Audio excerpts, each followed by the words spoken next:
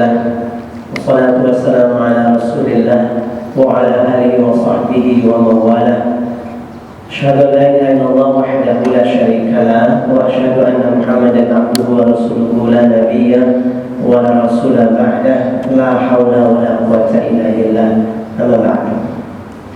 Jamaah salat zuhur Masjid Al-Ikhlas DKI rahmati Allah, dicintai Allah Subhanahu wa taala. Mari kita awali majelis kita dengan sama-sama mengucap tasmiyah dan tahmid bersama-sama. Bismillahirrahmanirrahim. Alhamdulillahirabbil alamin. Ucapan tahmid alhamdulillah itu sebagai pembuka acara. Jadi sering orang itu kalau acara itu ditutup dengan hamdalah, padahal tahmid itu adalah pembuka. Sehingga Sayyidina Umar bin Khattab radhiyallahu anhu setiap kali mau sholat, sebelum dia takbir, beliau itu ucapkan alhamdulillahirabbil alamin sebelum sholat. Setelah itu takbir iftitah, lalu baca surat pertama juga alhamdulillahirabbil alamin. Kenapa kok tahmid Pak Ustaz? Karena wujud berterima kasih memuji Allah, kita ini dimudahkan Allah beribadah, dikasih izin oleh Allah bisa ibadah. Makanya tahmid. Tahmid itu sebagai pembuka. Makanya khutbah Jumat habis salam kan duduk azan, khotib naik lagi, lihat apa yang diucapkan pertama kali? Tahmid. Innal hamdalillah dan seterusnya. Maka ucapannya tahmid itu sebagai pembuka. Lalu penutupnya apa Pak Ustaz? Doa kafaratul majlis. Gitu. Bagaimana kafaratul majlis? Subhanallahumma wa bihamdika asyhadu an la ilaha illa anta astaghfiruka wa atubu ilaik. Demikian yang bisa saya sampaikan. Assalamualaikum. Sudah selesai. Ya itulah dia. Puji syukur kepada Allah, kita ini diizinkan dikasih nikmat iman, kasih sehat. Ya, dua ini bertemu, jadilah kita pribadi yang mulia loh. Iman, kemudian sehat. Karena kalau orang sehat tidak beriman, pasti dia gunakan kesehatannya untuk maksiat, durhaka kepada Allah.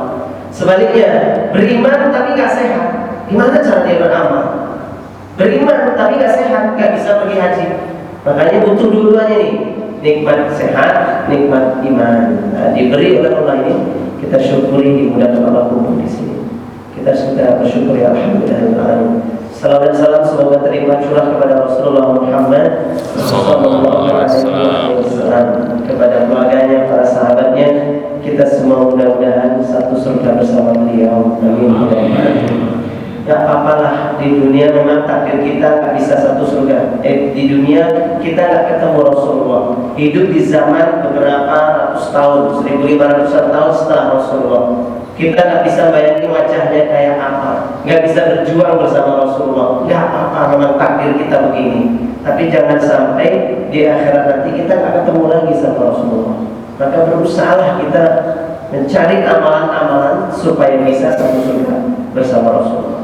Nah, mungkin ini perlu dikaji kapan-kapan pembahasan bagaimana supaya satu surga bersama Rasulullah.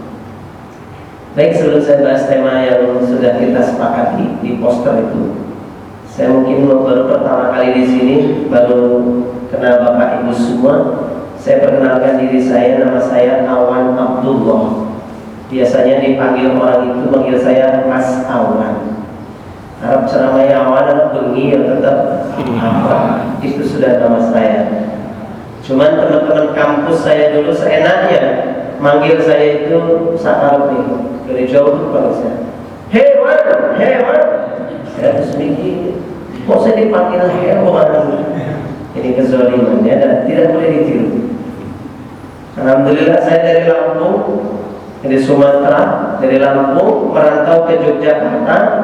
Tiba di sini hari Jumat tanggal 22 Juni 2001 jam 9 pagi. Alhamdulillah sudah nikah. Istri saya yang satu dari Jogja, yang satu dari Solo. Sementara baru dua. Ini sementara. Masya Allah. Ya, karena banyak yang harus kita tolong, banyak yang harus kita bantu. Di Jogja ini saya mengelola Biro Joro. akhwatnya banyak, ikhwannya sedikit. Kalau bukan kita yang nolong, siapa lagi? Paham Bapak-bapak? PNS nggak boleh. PNS nggak boleh. Anak saya total 11 ya. Berat kotor itu ya, berat bersihnya 6. Artinya berat bersih itu anak kandung, sisanya luar kandungan. Artinya bukan dari saya ya, keturunan, karena janda sudah punya anak ya, anaknya 4, jadi 4 itu tambahan, bukan dari saya. Alhamdulillah, Bapak Ibu Saudara Allah di sisi Rasulullah Taala, di kesempatan kali ini saya ingin bahas mengenai tema misteri bulan Suro. Walaupun sudah lewat, tapi ya minimal jadi wawasan buat kita, biar tahu tentang bulan Suro ini. Sebutan Suro itu orang Jawa yang menyebut bulan Suro. Ya, kalau dalam bahasa Arabnya bulan apa namanya? Muharram. Tahun baru Islam, bulan satunya Muharram. Orang Jawa menyebut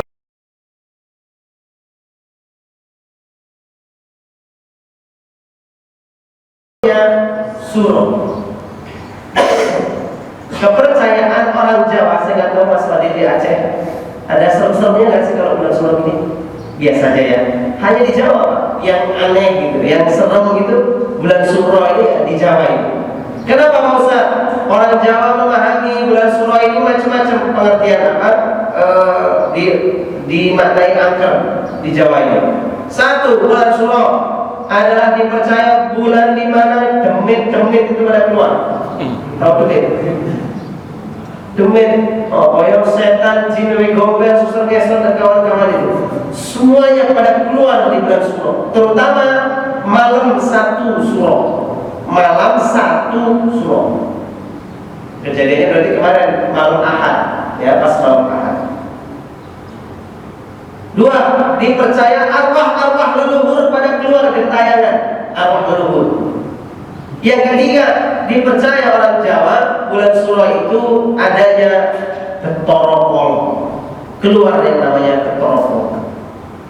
Barang siapa yang bikin hajat-hajat di bulan Suro, siap-siap dia sial. Kenapa? Nasibnya dimakan oleh ketorokol. Makanya nggak boleh nikah. Orang Jawa nggak boleh bikin acara hajatan nikah bulan Suro, sunatan bulan Suro, pindah rumah nggak boleh, bepergian jauh-jauh nggak boleh, apalagi nikah nggak boleh, nikah lagi nggak boleh. Pokoknya bulan Suro banyak banget. Saya nikah yang pertama, istri pertama itu tidak di bulan Suro, tapi saya ngerasain nikah bulan Suro. Istri kedua saya nikah di bulan Suro dengan saya. Alhamdulillah akur, harmonis, tidak ada cekcok sampai sekarang.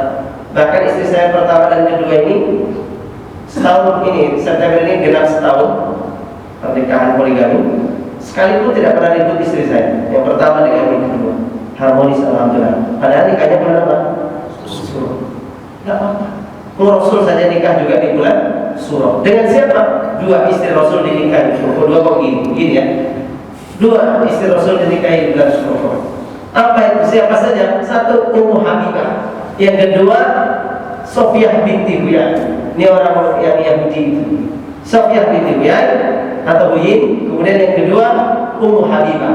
Dua-duanya dinikahi Rasul di bulan Suro. Oh enggak apa-apa, santai-santai saja. Rasul biasa, bahagia saja.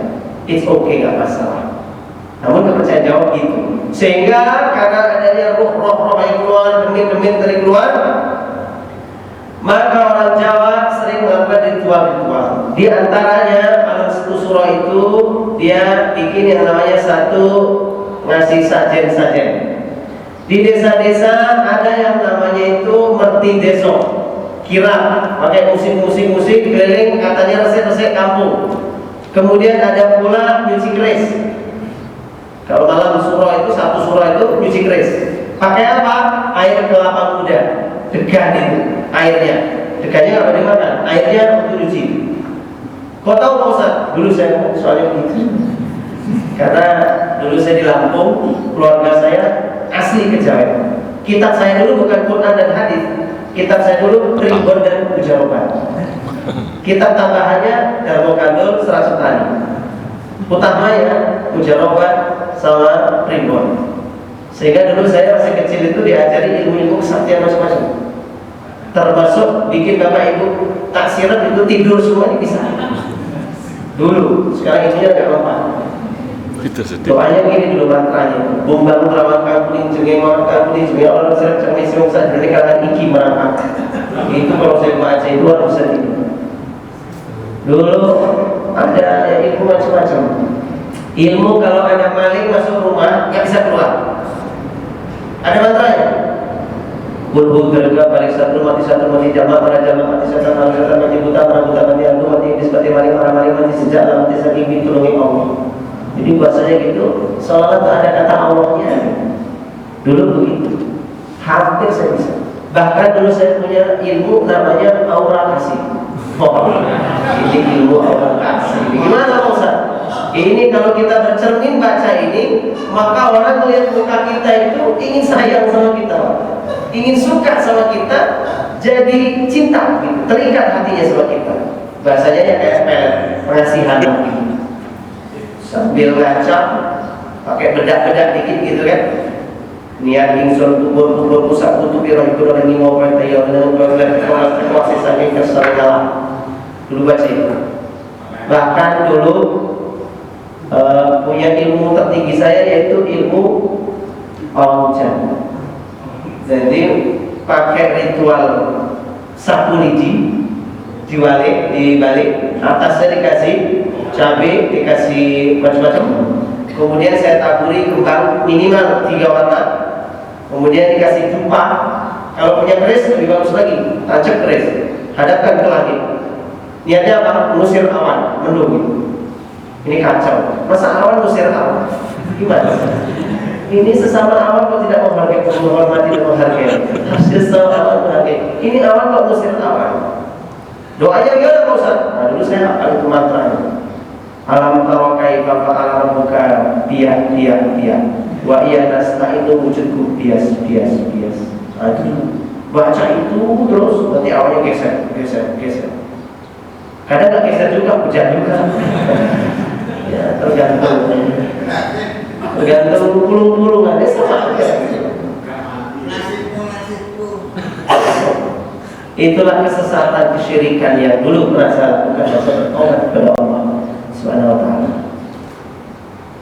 Allah itu mengampuni semua dosa, termasuk syirik itu dosa yang diampuni oleh Allah Subhanahu wa ta'ala. Sebagaimana dalil dalam surat Az-Zumar ayat 53. A'udzu billahi minasyaitonir rajim. Qul ya ibadiyalladzina asrafu ala anfusihim la taqnatu min rahmatillah innallaha yaghfiru dzunuba jami'an innahu huwal ghafurur rahim. Qul Muhammad, katakanlah kepada hamba-hambaku yang melampaui batas dengan dosa-dosa mereka, la taqnatu min rahmatillah, janganlah mereka putus asa dari rahmat Allah. Innallaha yaghfiru dzunuba jami'an, sesungguhnya Allah mengampuni semua dosa jami'an. Innahu huwal ghafurur rahim. Allah Maha Pengampun lagi Maha Penyayang. Selama ajal belum sampai di ghorghoroh, dia bertobat meskipun syirik diampuni. Sahabat Umar bin Khattab dulu syirik, sahabat Khalid bin Walid dulu syirik, musuh Islam, bertobat diampuni. Syirik itu dosa diampuni. Tidak diampuni oleh Allah, la yaghfiru ayyushraka bih. Syirik tidak diampuni oleh Allah itu jika apa Pak Ustaz? Jika syiriknya dibawa mati. Contoh, bapak saya dulu sekarang udah tobat. Dulu bapak saya gini, Pak, baik saudara nikah, insya Allah Pak sudah punya calon. Oh iya, sopo Dewi Pak. Oh iya, kapan lahirnya? Saya jawab, lahirnya 15 Desember. Dudukui, kata saya, bukan itu. Maksud bapak ini, pon, baik, wakil, apa? Lah apa Pak? Lah, kau ini selosok lagi, mau coba ketemu kliwon berbahaya. Orang Jawa itu nih, contoh yang berbahaya itu geing, wakil ketemu ain. Ini iso katanya tigo kiri, tahu tigo kiri? nikah jatuh miskin, susah. Ini percaya. Saya bilang, Pak, ini saya sudah tobat diceritain, saya sudah tobat. Lalu saya bilang, Pak, tapi dia soleha. Kata bapak saya, Wan, soleha tidak penting, soleha nomor 2, weton nomor 1. Loh kok bisa gitu, Pak? Karena weton nggak bisa dirubah. Sementara kesolehan setelah nikah bisa dididik dia menjadi soleh, tapi weton tak bisa dirubah. Betul juga. Gimana caranya bantah bapak yang cerdas ini? Bapak saya memang cerdas, pintar berdebat. Soleha nomor 2, weton nomor 1. Karena weton nggak bisa dirubah. Kesolehan bisa pembimbing selama pernikahan. Wah, betul juga. Tapi kan ini syirik, nggak benar. Gimana cara bantahnya? Wajadilhum billati hiya ahsan. Harus bantah dengan yang cara yang ahsan. Hikmah juga. Maka saya katakan kepada bapak, Pak, kalau memang solehan nomor 2, insya Allah saya sudah punya calon yang itu. Wetonnya cocok. Udah begitu, bohai semolongnya. Terus cantik, putih, kaya raya. Nah itu aja, kata masa itu aja. Tapi dia tinggalnya di Sarkem. Apa? Sarkem. Apa itu Sarkem? Pasar Kembang. Terus kata bapak saya, karena orang kampung nggak tahu. Oh, anak itu jualan kembang. Nah terus apa? Sarkem itu lokalisasi, Pak. Loh, kok lokalisasi? Ya, di Sarkem itu saya yakin, Pak, ada itu WTS yang cocok fotonya dengan saya. Terus itu WTS itu kan tajir lah, pendapatannya lumayan, banyak yang berlangganan. Loh, kok begitu? Loh, kata bapak, soleh nomor 2, yang penting foto. Nah, kan nanti kalau fotonya cocok nanti saya didik dia jadi solehah. Bapak saya mikir betul juga anak saya. Lagi dia kata bapak saya, nggak usah itu lah. Wah, itulah dia. Akhirnya dia bisa menyalahkan pendapat dia sendiri. Untuk apa saya jawab itu? Coba kalau bapak saya jawabnya, wes gue bayar apa? Wah, ya, pusing saya. Wes gue bayar apa? Nek kesel tuh gantian. Itu ya. Ini untuk bapak saya. Masya Allah. Kesalahan. Pak Jojo pelanggan ya. Nah, itulah kalau kata mereka. Kowe gak usah dia. Ini kata simbah-simbah dia, termasuk uji keris, kepercayaan ini itu. Katanya di sebagian tempat itu dia seperti di Solo ada namanya mengarak yang namanya kebubule alias Kiai Selamat. Makanya sampai sekarang saya nggak mau dipanggil Kiai. Kepada Kiai orang nggak tahu, gak dipanggil Kiai. Pada kalau Kiai Selamat. Kiai Selamat itu katanya kerbau bule, kerbau putih yang berkain. Kalau diarak kotorannya jatuh, dikumpulkan kotorannya. Berkah katanya. Ibu-ibu sudah pada ngambil. Buat apa Pak Ustaz? Ya sebelum tidur maskeran. Maskeran pakai telepon juga. Ini orang punya kepercayaan aneh, mengobati penyakit segala macam.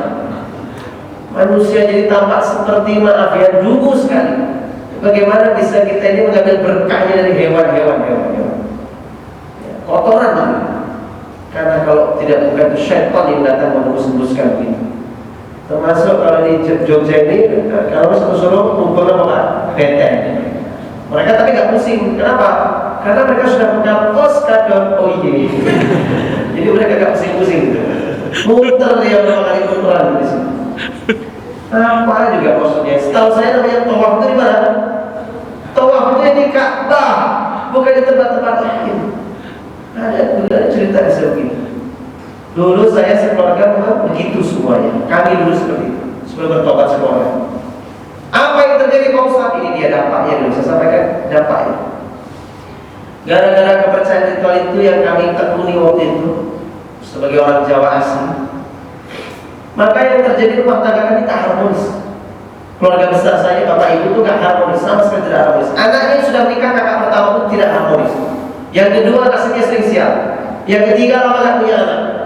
Kenapa Pak Ustaz? Karena semuanya punya kepercayaan itu. Nyimpan keris, jimat, segala macam kita punya. Sampai-sampai dulu untung alhamdulillah masya Allah, saya itu kepikiran ingin hijrah ke Jogja, kuliah di sini. Karena di sini Jogja ini kan tamannya majelis taklim, taman-taman surga ini di Jogja. Jadi cari majelis taklim kan banyak tersebar di sini. Di situ saya kok tertarik ingin coba datang ke pengajian. Di situ mulai tersadar bertobat. Saya baru ingat, oh jadi keluarga saya begini, jangan-jangan ini, kakak saya begini, jangan begini, sial hidup kita. Bahkan saya dulu di Jogja ya sempat sial, hidup awal-awal itu sial, susah. Lalu kakak saya curhat, cerita kalau dia dengan istrinya udah bercerai, rumah tangga kacau, rusak. Apalagi tetangga sering melihat ada makhluk hitam besar sering masuk lompat ke dalam rumah kalau maghrib. Sering masuk ke rumah. Nanti kalau pagi kayak ada subuh itu ada bayangan hitam keluar lewat jendela. Yang melihat hanya tetangga sekitar. Kakak saya tidak melihat. Sehingga anaknya itu rewel terus nangis terus. Dan rumah tangga mereka tidak. Rumah tangga mereka cekcok. Awan, gimana ya Wan? Rumah tangga kakak ini dipertahankan atau tidak? Rasanya sudah gak kuat kakak dengan rumah tangga ini. Dengan Mbak Yumi itu, maksudnya kakak ipar istrinya dia, sudah gak akur, gak pernah cocok, dan sama sekali gak bisa cocok lagi. Kakak kayaknya sudah mau cerai saya, pingin cerai. Gimana menurut Awan? Kata saya, Kak, penyebab itu semua itu bukan karena kakak dengan Mbak Yu itu ribut cekcok karena gak akur segala macam, bukan masalah ini. Terus, karena kakak masih nyimpen keris, masih ada yang dirawat itu keris itu, yang masih ada di sajeni kerisnya itu. Kakak juga punya alih-alih ini, punya apa? Batu akik. Kalau misalnya ini aman karena gak diisi macam-macam, yang berbahaya kalau diisi-isi. Itu kalau diisi keris kan tiap satu surah kan kita nyuci keris itu. Kakak sekarang pegang keris itu harus dimusnahkan. Kenapa? Itu rumahnya jin. Yang kata tetangga itu ada orang masuk besar itu kan dia punya rumah, ya kerisnya itu rumah. Waduh, kata kakak saya. Terus gimana Wan? Tidak ada cara kecuali kakak bertobat, keris dimusnahkan. Insya Allah rumah tangga berkah, aman. Waduh, nanti kalau jinnya ngamuk bagaimana Wan? Ya sudah, gak usah takut. Nanti saya yang akan musnahkan. Saya yang bakar. Oh, kamu gak apa-apa? Gak apa-apa, beres. Saya beres lah, kenapa? Karena saya datang, saya bakar, balik lagi ke Jogja. Hadiah. Datang saya ke Lampung, saya musnahkan, saya bakar. Segeralah kembali ke Jogja, menyelamatkan diri. Lihat apa yang terjadi, tak lama kemudian kakak saya telepon. Wan, kenapa? Alhamdulillah, sekarang tetangga katanya sudah tak lihat lagi tiap maghrib ada makhluk besar. Bukan cuma itu, alhamdulillah, istri kakak yang tadinya bujuk galak itu sekarang sudah gak bujuk galak lagi. Sudah berubah pakai semuanya, alhamdulillah harmonis lagi. Nah, itulah dia. Termasuk kakak saya yang nomor 3 perempuan. Kakak saya nomor 3 perempuan nikah, lama gak punya anak, lama gak punya keturunan. Kakak saya bagaimana tahunya ada sesuatu masalah? Dilihat kakak perempuan saya itu rambutnya panjang sampai ke lutut. Itu kalau malam suaminya melihat seperti kuntilanak, padahal cantik kayak di Sirat Asariah gitu. Ya adiknya kayak Tom bisa. Ya. Ini kakak saya kayak Mbak Yusra itu kayak Desi Ratnasari. Wow. Tapi kalau dilihat Pak, itu kayak kuntilanak. Namanya Ana, Mbak Yusra. Mbak saya itu Mbak Ana. Kakak saya panggil misalnya di rumah itu. Ana, Mbak Yusra dengan rambut panjangnya nengok. Ada apa? Apalagi kalau tidur itu rasa tidur kayak dengan kuntilanak. Tiap hari rasa takut. Istrinya itu malah menakutkan. Lalu kakak saya bilang gini, kakak ipar, kau tuh nyimpen apa? Kakak kalau dalam bulu, kakak ikutin perasaan kau kok beda. Kau pasti punya apa? Jimat kayak apa kayak? Lalu kakak saya bilang, kakak perempuan itu, Kak, anak itu tidak punya apa-apa, cuma ini loh, dia tunjukkan. Apa Tuhan? Ini dikasih simbah. Apa itu? Jimat pengasihan. Tapi anda tidak percaya, katanya. Kata baju saya, anda tidak percaya, cuma simpen aja, simpan, tidak ada apa-apa ini dah.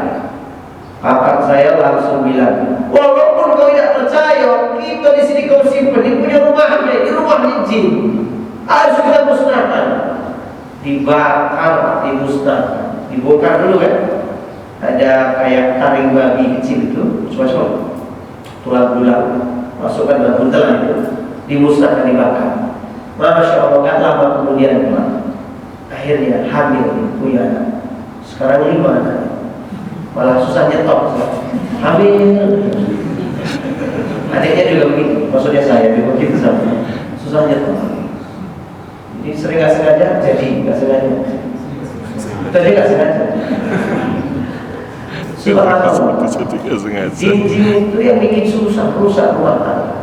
Karena punya kepercayaan yang sebenarnya itu tidak dibawa. Kata mereka, lu ini jadi simbah dia, kata simbah. Padahal Allah sudah menegur mereka. Allah sebut dalam surat Al-Baqarah ayat 170. Apa kata Allah? A'udzu billahi minasyaitonir rajim. Wa idza qila lahum ittabi'u ma anzalallahu qalu bal nattabi'u ma alfayna 'alayhi aba'ana awalau kana aba'uhum la yaqiluna shay'an wa la yahtadun. Apabila dikatakan kepada mereka supaya mengikuti petunjuk Allah yang telah diturunkannya, yaitu Al-Quran, mereka menjawab, bal nattabi'u ma alfayna 'alayhi aba'ana, kami memilih ikut dengan apa kata nenek moyang kami. Jadi sibah ini, sibah ini. Maka mereka kata sibah. Kata Allah, awalau kana aba'uhum, padahal sibah mereka itu la yaqiluna syai'an wa la yahtadun, dulu itu gak tahu apa-apa, cuma ngarang-ngarang doang, cuma ngarang-ngarang, cuma jari ini juga, jari ini. Makanya dulu ketika bapak saya, kok gimana toh, ini jari simbah, kata saya, ngapunten lho Pak, simbah dengan kalian Rasulullah itu tuwek sinten? Simbah dengan Rasulullah tua siapa? Nek tua Rasulullah, ya saya pilih simbah Rasulullah, bahkan Nabi Muhammad Sallallahu Alaihi Wasallam, karena dia lebih tua daripada simbah yang kecil. Kan percaya jadi simbah. Ah, itulah dia kepercayaan Jawa. Bapak saya alhamdulillah sekarang bertobat, semuanya bertobat. Alhamdulillah, ya itu tadi dibuka pintu-pintu rezeki, berkah, semuanya berkah. Karena kepercayaan yang tidak ada tuntunan dalam Islam, kesyirikan itu hanya bikin susah. Yang konyolnya di desa-desa di Jogja ini ada namanya merti deso. Ya kan, di kampung itu ada musik-musik drum band atau apa keliling resik-resik itu di kampung, di desa. Padahal namanya musik-musikan itu justru bukannya ngeresiki jin, ngeresiki setan, tapi malah muda setan. Karena tidak ada yang paling disukai oleh setan. Salah satu yang diantara yang paling disukai adalah musik. Makanya jadilan itu mesti pakai musik. Coba jadilan, udah lupa karena musik. Berapa kan jadilan? Rajati. Ada musik kan? Kan begitu kan? Jadi dia. Jadi ada musik. Negara musik. Nah mungkin musik ini itu orang nggak bisa. Sini itu datang karena ada musik. Makanya anak saya, anak tiri, anak bawaan dari istri saya yang kedua, itu kan anaknya 4, janda anaknya 4. Nah anak dia yang ketiga ini indigo. Sudah gitu hiperaktif Pak, indigo hiperaktif. Wah, anak ini Pak, tingkahnya itu liar, nakal, brutal, membuat semua orang menjadi gempar. Lompat ke sana ke sini menghilangkan semua yang ada di muka bumi. Dia mirip keras api. Sudah begitu indigo bisa melihat jin demen. Bagaimana cara saya terapi dia? Saya jauhkan dia dari musik. Saya mendengarkan Quran. Setiap ngantar dia ke SLB, kan semuanya SLB Pak. Dulu ketika saya nikah dengan ibunya, kan saya boyong ke Jogja. PR saya pertama adalah bagaimana saya didik dia. Itu PR saya. Gimana cara didik dia? Ini PR saya. Susah. Orang itu orangnya, mari sana sini, lempar barang, hiperaktif. PR saya jadikan sekolah. Cari saya sekolah hiperaktif autis. Di Jogja saya cari yang khusus untuk anak-anak ini. Dapat Pak, tapi gak cocok. Apa yang gak cocok? Duitnya gak cocok, Pak. Mahal. Terus bagaimana Pak Ustaz? Pasrah. Setiap sekali antarkan dia berangkat ke sana, sambil nyetir, saya kerjanya cuma murojaah surat Al-Baqarah. Karena saya hafal surat Al-Baqarah, maka saya baca surat Al-Baqarah. Setiap berangkat Al-Baqarah. Terus sedapatnya ayat pulang pergi terus setiap hari. Dalam 3 bulan. Karena nikahnya kan September tahun kemarin 2018. Oktober, November, Desember 3 bulan. Masya Allah, anak ini berubah. Yang tadinya lihat nakal, sekarang tantang duduk tenang. Dulu gak bisa, sekarang tantang. Dulu kalau makanan ada itu dan langsung dimakan serobot. Sekarang dia tidak berani ngambil makanan kalau belum diizinkan ngambil makanan. Azan berkumandang, bergegas ke kamar mandi, dia menuju sholat. Bahkan kalau mau tidur, dia selalu lakukan 3 perkara. Apa itu? Pipis, sikatan, wudu. Selalu 3. Berubah semuanya. Indigonya hilang, kan saya katakan. Jinnya bersih. Yang saya lakukan ya cuma itu. Jauhkan dari musik, dekatkan pada Quran. Sembuh. Saya mikir orang anaknya hiperaktif, anak autis, gimana cara obat itu? Kan susah, sampai gede susah. Saya tahu, saya sendiri gak punya ilmunya, itu saya punya ilmunya. Saya tahu, orang itu mengalami punya anak autis sampai gede stres, punya anak hiperaktif sampai gede stres. Ini anak saya umur 8 tahun nikah dengan ibunya, dia umurnya 8 tahun, sekarang 9 tahun. Tahu kan 11 tahun ini. Itu gimana anak sultan yang gede? Cara obatin anak itu bagaimana? Saya nggak tahu. Cuma saya pakai mujizat. Karena Rasulullah itu mujizatnya apa? Al-Quran. Maka kalau kita dekatkan dia dengan Quran, rasanya kayak mujizat. Nggak pakai di sekolah-sekolah yang aneh-aneh, kayak mujizat. Makanya pas di Solo kemarin Lebaran, saya ajak ke sana, keluarga besar Solo itu pada kaget. Namanya Vino. Kata keluarga besarnya, Vin, kamu sakit ya? Enggak. Pasangan, Vino sakit ya? Enggak. Karena anaknya diam, dulu gak bisa diam, sekarang diam. Malah pacar prianya kan. Ini efek dari surat Al-Baqarah. Makanya kalau ibu-ibu hamil, atau ibu-ibu mau hamil lagi tidak boleh. Kalau hamil, nah selama hamil itu dibaca surat Al-Baqarah.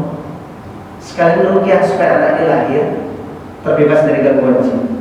Tapi orang Indonesia itu aneh. Hamil yang dibaca malah surat Maryam, kalau nggak surat Yusuf. Pertanyaan saya, kenapa dibaca surat Yusuf? Biar apa? Biar ganteng. Lah bocor dhisik. Lah iya. Men ayu. Apa bocor? Nek rupane ayu bojone ganteng, wah jangan ganteng. Namanya buah itu jatuh nggak akan jauh dari pohon. Mosok Jawa pesek kira nggak kayak orang Arab. Ini namanya bayi yang tertukar. Logikanya loh, itu logikanya loh. Saya kalau wajah saya pas-pasan, istri saya begitu. Nah kalau anak saya lahir kayak Yusuf, maksudnya kayak Arab gitu ya, putih macam, saya pasti curiga istri saya selingkuh.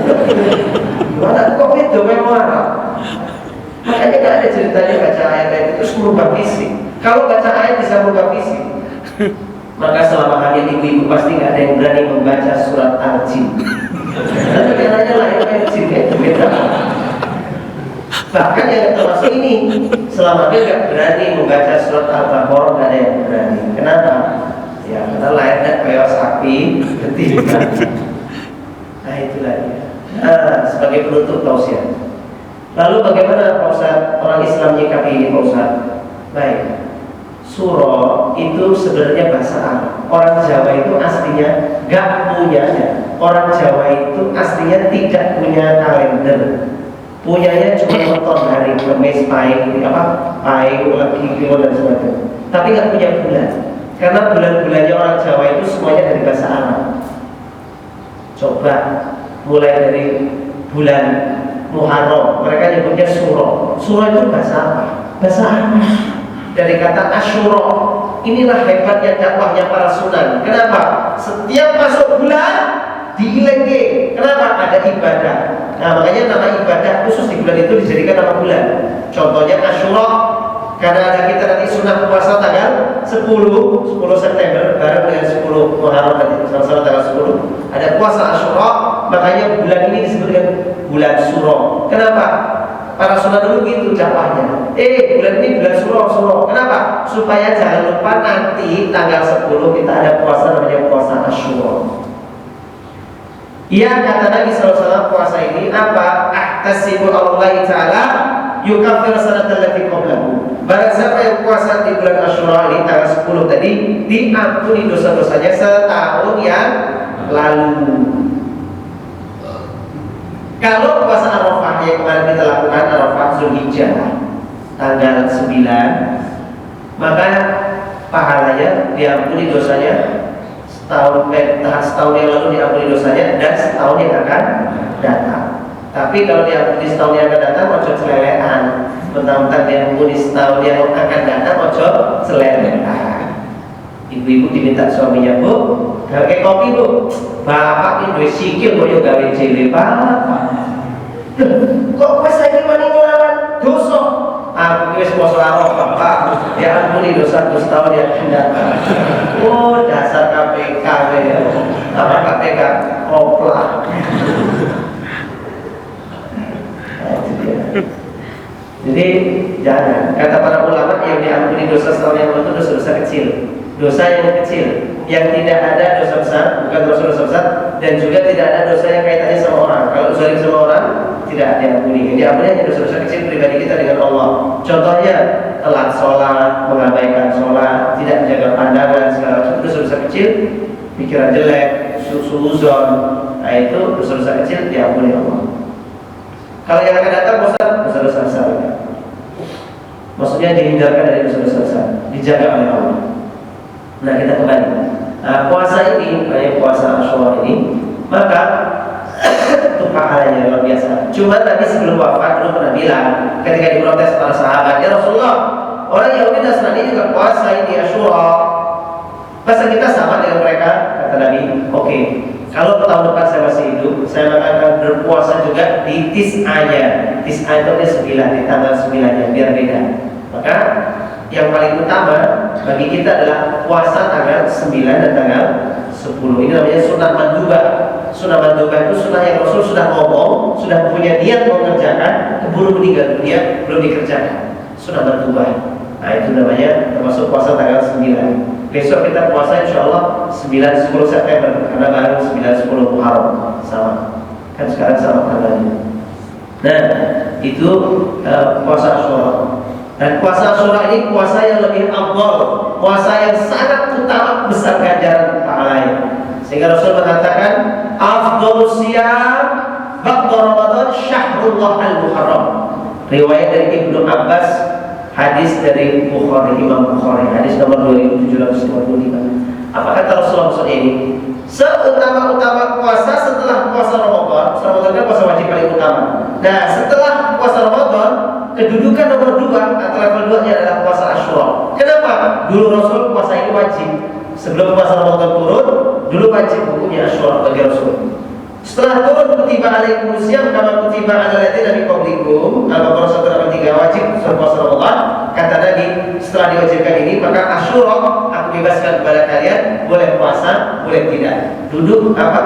Kedudukannya turun, derajatnya menjadi sunnah muakkad puasa Asyura. Jadi tidak seperti tadi. Nah, itu dia puasa Asyura. Dan Rasul menyebutnya ini bulan ini namanya Syahrullah, bulannya Allah. Afdhalus siyam ba'da Ramadan syahrullah al-Muharram. Jadi utama-utama puasa adalah puasa Ramadan. Setelahnya yaitu bulan di mana itu adalah bulannya Allah, yaitu bulan Muharram. Maka bulan Muharram ini bulannya Allah.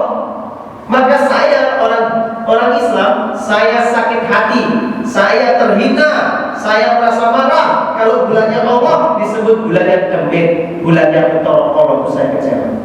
Paham maksud saya? Orang Islam ini rahmatan yang alami kok. Islam itu ya'lu wa la yu'la alaih, tinggi membawai seluruh ajaran. Islam itu memuliakan kita. Masa awal bulannya langsung disebut dengan bulannya demit, bulannya setan? Gimana ceritanya Islam kok bulan pertamanya bulan setan? Agama apa? Makanya betul bulan pertamanya saja sudah disebut dengan bulannya Allah. Muharram ini bulannya Allah. Makanya Rasul pun menikah juga di bulan ini. Jadi jangan hinakan. Makanya Rasul bersabda, bukan Rasul, ya dalam hadis kursi maksudnya. Rasul bersabda ini hadis kursi. Hadis kursi itu berarti Allah berfirman, lalu kami diucapkan Nabi bukan termasuk dalam Al-Quran. Allah berfirman, Allah Azza wa Jalla, apa kata Allah? Nabi melanjutkan cerita ini. Kata Nabi, Allah berfirman, yu'dhini ibnu Adam. Anak Adam itu sukanya nyakitin aku, kata Allah. Anak Adam itu sukanya menyakiti aku. Yasubbu da'an. Mereka itu mencela-cela waktu, mengejek waktu, menghina waktu. Wa ana da'an. Padahal saya yang ciptakan waktu, saya yang membuat waktu, saya yang buat waktu. Biar amr, urusan itu ada di tangan saya, bukan di atas tangan kalian, tapi di tanganku. Ukhalidul laila wan nahar, dan aku jadikan pergantian siang dan malam. Apa yang maksudnya sudah mencela Allah itu, mencela waktu? Kan Allah ciptakan waktu. Ingat, Allah itu menciptakan gak ada yang buruk, semua menciptakan itu kebaikan. Allah menciptakan waktu. Kalau ada bilang, nikah bulan ini elek, buka bisnis tanggal sekian jelek, kamu nikah ketemu dengan ini gak cocok, mau elek, berarti kan mencela waktu namanya. Nikah bulan ini jelek, macam-macam lah acara hajatan jelek. Kenapa? Bulan suruh ini bulan jelek. Kalau ini bulan jelek itu sama dengan menghina ciptaan Allah. Pada waktu bulan ini adalah ciptaan Allah. Maka Rasul kata apa? Rasul mengatakan dalam diskusi tadi, hambaku menyakiti aku, betul. Kenapa? Mereka mencela waktu, sehingga elek jelek. Islam itu mengajarkan hari nikah memang. Dalam Islam itu nikah itu ada waktu-waktunya. Jadi ada waktu yang diajarkan. Kapan nikahnya umat Islam itu? Sebagai orang Islam itu kalau nikah harus ngitung waktu. Kapan Pak Ustaz? Yaitu pas di hari libur, yaitu Sabtu dan Ahad. Kenapa Pak Ustaz? Namanya nikah itu kan tulisannya mohon doa restu. Nah, kalau liburan kan banyak orang yang datang bisa mendoakan. Karena tujuannya nikah itu minta didoakan. Kalau hari libur banyak yang datang, banyak yang mendoakan. Lagi gara-gara orang Jawa pakai kepercayaan begitu, nikah kok tidak Senin pagi-pagi. Nah orang pada upacara, ini malah jadi nikah. Siapa yang mendoakan? Kan aneh. Nah, maka sebagai orang Islam, puasa disunahkan nanti tanggal 9, tanggal 10, diampuni dosa-dosa kita setahun yang lalu. Satu itu. Kemudian yang kedua, amalan-amalan yang dilakukan di bulan ini, surah ini apa Ustaz? Memperbanyak amalan-amalan seperti sedekah, amalan-amalan puasa, serta amalan puasa itu boleh apapun ya. Puasa Ayyamul Bid, puasa Daud, puasa Senin Kemis. Tapi diupayakan bulan ini harus lebih ditambah daripada bulan-bulan yang lain. Kenapa? Karena pahalanya pun ditambah-tambah di bulan ini, bulan Muharram. Maka bulan Muharram ini kan termasuk dari minha arba'atul hurum.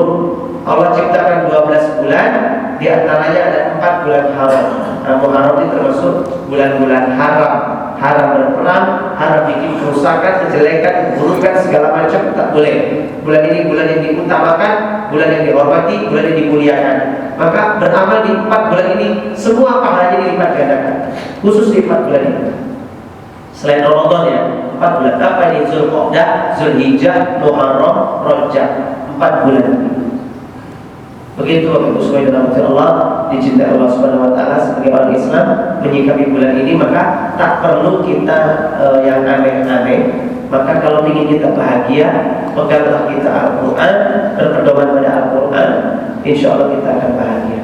Ikuti saja petunjuk Allah dan Rasul. Karena kita mati gak akan ditanya, biar gue nikah bulan apa, gak ditanya. Dikubur juga gak ditanya, potongmu kapan, gak ditanya. Yang ditanya, man rabbuka, siapa Tuhanmu. Tanya lagi, mana dinukas, apa agamamu, ditanya. Siapa lagi yang ditanya, siapa Rasulmu Muhammad. Ini gak ditanya, kitabmu menang operibon, apa gak ditanya. Maka agama itu dibawa sampai akhirat. Kalau adat itu tidak dibawa sampai ke akhirat. Tapi ingat sebagai penutup, hukum adat itu al-ibahah, boleh. Artinya selama adat itu tidak melanggar syariat nggak apa-apa. Tapi kalau adat melanggar syariat, maka itu harus ditinggalkan. Gitu loh semua. Terima kasih Allah yang bisa saya sampaikan di siang hari. Demikian karena pas jam 1, jadi nggak bisa tanya jawab. Mohon maaf ya. Bila hidayah wa taufik, kita tutup dengan doa kepada majelis. Subhanallahumma bihamdika, asyhadu an la ilaha illa anta, astaghfiruka wa atubu ilaik. Assalamualaikum warahmatullahi wabarakatuh.